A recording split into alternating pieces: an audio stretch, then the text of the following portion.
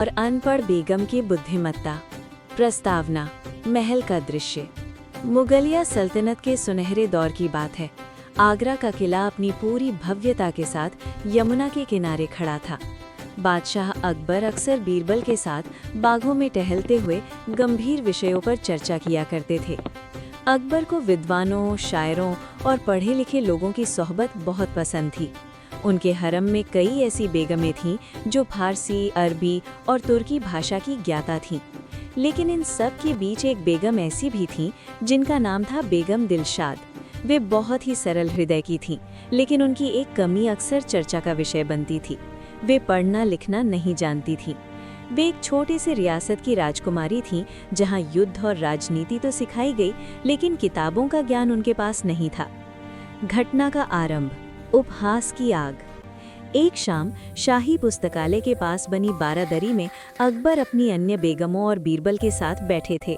वहां शहजादे और शहजादियां यानी बच्चे भी खेल रहे थे। बेगम जुबैदा, जो खुद को बहुत बड़ी विदुषी मानती थीं, उन्होंने एक फारसी शेर पढ़ा और फिर तंज कसते हुए बेगम दिलशाद से कहा, दिलशाद, बुरा न मानिएगा, लेकिन इल्म के बिना इंसान अंधा होता है। आप इतनी बड़ी सल्तनत की मलिका हैं, क्या आपको कभी महसूस नहीं होता कि आप इन किताबों की दुनिया से कितनी दूर हैं? अकबर भी उस समय कुछ गर्व में थे। उन्होंने भी मुस्कुराते हुए कह दिया, बात तो सही है बेगम, इल्म के बिना इंसान की समझ अधूरी रहती है। बेगम दिलशाद को ये सुनकर दुख तो हुआ, लेकिन उन्होंने शालीनता से सिर झुका लिया। बीरबल कोने में खड़े सब देख रहे थे। उन्होंने महसूस किया कि आज एक सच्ची और नेक औरत के आत्मसम्मान को ठेस पहुंची है। बीरबल की योजना और बच्चों का खेल। अगले दिन बीरबल ने एक योजना बनाई। उन्होंने देखा कि शाही बगीचे में अकबर के पोते पोतियां और छोटे शहजादे खेल रहे थे। बीरबल वहां गए और बच्चों को एक गुप्त खेल सिखाया।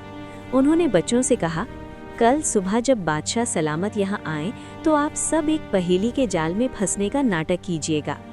अगली सुबह अकबर और बीरबल टहल रहे थे। तभी उन्होंने देखा कि 4 छोटे शहजादे एक बड़े से पत्थर के चारों तरफ खड़े होकर रो रहे हैं। अकबर बच्चों से बहुत प्यार करते थे। वे तुरंत दौड़े और पूछा, क्या हुआ मेरे नन्हे सिपाही, तुम क्यों रो रहे हो? सबसे बड़े शहजादे मुराद ने कहा, अब्बा हुजूर, हमारी सबसे प्यारी बॉल इस बड़े से पत्थर के नीचे बने एक छोटे से सुराख में गिर गई है। हमने लकड़ी से निकालने की कोशिश की, पर वो और अंदर चली गई है।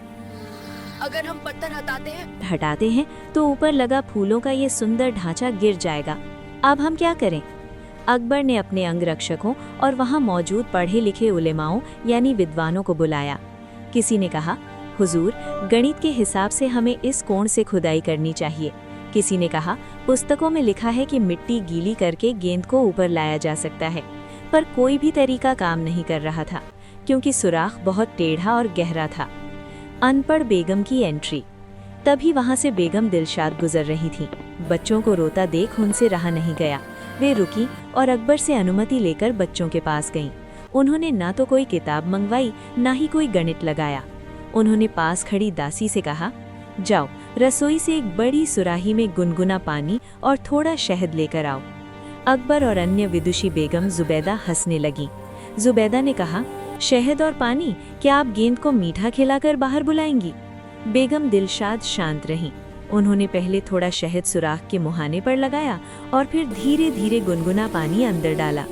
कुछ ही मिनटों में सुराख के अंदर छिपी हुई सैकड़ों चींटियां और छोटे कीड़े शहद की खुशबू और पानी की गर्माहट से बाहर निकलने लगे। उस हलचल और पानी के दबाव से गेंद धीरे धीरे ऊपर की ओर तैरने लगी। जैसे ही गेंद ऊपर आई, बेगम ने उसे पकड़कर बच्चों को दे दिया। बच्चे खुशी से नाचने लगे। बेगम साहिबा ने कर दिखाया, बेगम साहिबा सबसे अक्लमंद है। असली परीक्षा, अरब का व्यापारी। अकबर हैरान थे, लेकिन अभी भी उनके मन में इल्म यानी किताबों की श्रेष्ठता थी। तभी वहां एक अरब का व्यापारी आया। वो अपने साथ 3 बिल्कुल एक जैसी दिखने वाली सोने की मूर्तियां लाया था। व्यापारी ने कहा, जिल्ले इलाही, सुना है आपके दरबार में बहुत बड़े बड़े विद्वान हैं। ये 3 मूर्तियां दिखने में एक जैसी हैं, लेकिन इनकी कीमत अलग अलग है। जो बिना इन्हें खुरचे या तौले इनकी असलियत बता देगा, वही सच्चा ज्ञानी होगा। पढ़ी लिखी बेगम जुबैदा और अन्य मंत्रियों ने उन मूर्तियों को घंटों देखा। उन्होंने उन पर लिखे अरबी शब्दों को पढ़ने की कोशिश की, लेंस लगाकर बारीकी देखी, पर सब एक जैसी थीं। अकबर ने बीरबल की तरफ देखा। बीरबल ने मुस्कुराते हुए कहा, हुजूर, इस पहेली का जवाब बेगम दिलशाद देंगी। बेगम दिलशाद आगे आईं। उन्होंने 3 लंबे और पतले रेशम के धागे लिए। पहली मूर्ति। उन्होंने पहली मूर्ति के कान में धागा डाला तो वो धागा दूसरे कान से बाहर निकल गया। दूसरी मूर्ति। उन्होंने दूसरी मूर्ति के कान में धागा डाला तो वो धागा उनके मुंह से बाहर निकल गया। तीसरी मूर्ति। उन्होंने तीसरी मूर्ति के कान में धागा डाला तो वो धागा अंदर ही रह गया, बाहर नहीं आया। बेगम दिलशाद ने कहा, हुजूर, ये पहली मूर्ति सबसे कम कीमत की है, क्योंकि ये उन लोगों की तरह है जो एक कान से सुनते हैं और दूसरे से निकाल देते हैं। दूसरी मूर्ति औसत कीमत की है, क्योंकि ये उन लोगों की तरह है जो सुनी हुई बात तुरंत दूसरों को बता देते हैं।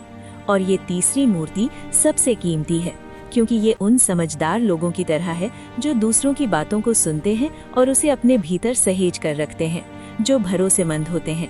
व्यापारी दंग रह गया। उसने झुककर सलाम किया और कहा, अल्लाह की कसम, आज तक किसी पढ़े लिखे आलिम ने इतनी खूबसूरती से ये राज नहीं खोला। अकबर को अपनी गलती का एहसास हुआ। उन्होंने बच्चों को गोद में उठाया और बेगम दिलशाद के पास गए। अकबर ने सबके सामने कहा, आज बेगम दिलशाद ने साबित कर दिया कि किताबी इल्म सिर्फ सूचना देता है, लेकिन अक्ल और अनुभव इंसान को बुद्धिमान बनाते हैं। किताबें पढ़ना अच्छी बात है, लेकिन दिल को पढ़ना और जिंदगी की बारीकियों को समझना उससे भी बड़ी बात है। बीरबल ने चुटकी लेते हुए कहा, हुजूर, सच तो यह है कि जो अनपढ़ होकर भी बच्चों का दिल जीत ले और बड़ों को सीख दे दे, वही सबसे बड़ा उस्ताद है। उस दिन के बाद महल में किसी ने भी बेगम दिलशाद के अनपढ़ होने का मजाक नहीं उड़ाया, बल्कि बेगम दिलशाद खुद उन बच्चों के साथ बैठकर फारसी पढ़ना शुरू किया, क्योंकि उन्हें लगा कि अक्ल तो उनके पास है, अब इल्म भी मिल जाए तो सोने पर सुहागा है। सीख। ये कहानी हमें सिखाती है कि डिग्री या साक्षरता ही बुद्धिमत्ता की एकमात्र कसौटी नहीं है। संवेदनशीलता, अवलोकन यानी ऑब्जर्वेशन और अनुभव इंसान के सबसे बड़े शिक्षक होते हैं। बच्चों की सरल दुनिया में भी अक्सर जीवन के बड़े सच छिपे होते हैं।